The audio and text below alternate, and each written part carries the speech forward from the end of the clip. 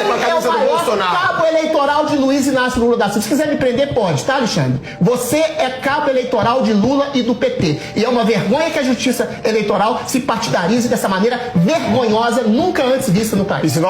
Que tá de cócoras para o STF, porque metade do Senado hoje, a configuração de hoje, tem processo e tem rabo preso com o STF. Então o sistema da tripartição brasileira está completamente conspurcada. Quem manda no país hoje, em associação com o Bolsonaro, em contraponto ao Bolsonaro, em oposição, é muito mais o STF do que o Bolsonaro. Só que isso é grave. Quando o TSE, que é puxadinho do STF, faz oposição ao governo, se transforma num partido político, e mesmo assim o Bolsonaro fica quase páreo duro junto com o Lula, a gente percebe que no Brasil as coisas estão viradas de cabeça para baixo.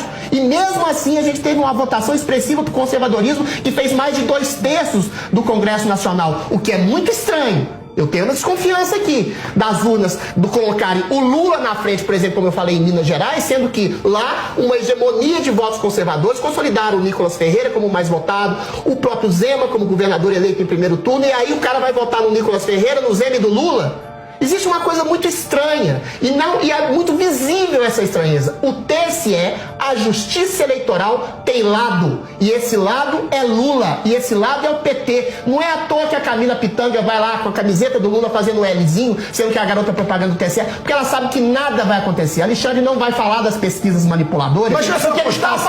Ele é o maior manipulador dessas eleições. Imagina se ela apostasse com a camisa do Bolsonaro. Ele é o maior cabo eleitoral de Luiz Inácio Lula da Silva. Se quiser me prender, pode, tá, Alexandre? Você é cabo eleitoral de Lula e do PT. E é uma vergonha que a justiça eleitoral se partidarize dessa maneira vergonhosa, nunca antes vista no país. E se nós formos fazer uma linha do tempo aqui, do TSE esse ano, nós tivemos o presidente do TSE, então na época o ministro Barroso, sendo pego ali de maneira inoportuna, dizendo que a eleição não se ganha, a eleição se toma, e aí depois perguntou se estava gravando. Na outra ocasião nós tivemos o ministro Fachin.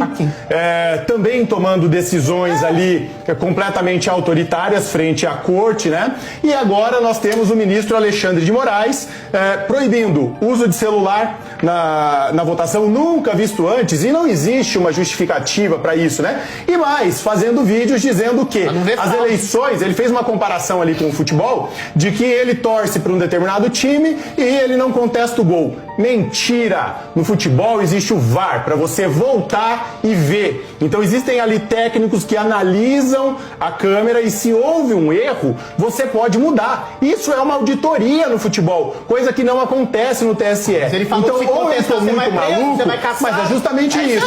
Ou eu estou muito maluco, ou acontece alguma coisa, ou eu vou ter que mudar minha profissão e virar um escritor de ficção científica, porque algo de muito errado não tá certo. Só pode ser livre se você concordar com o Alexandre de Moraes.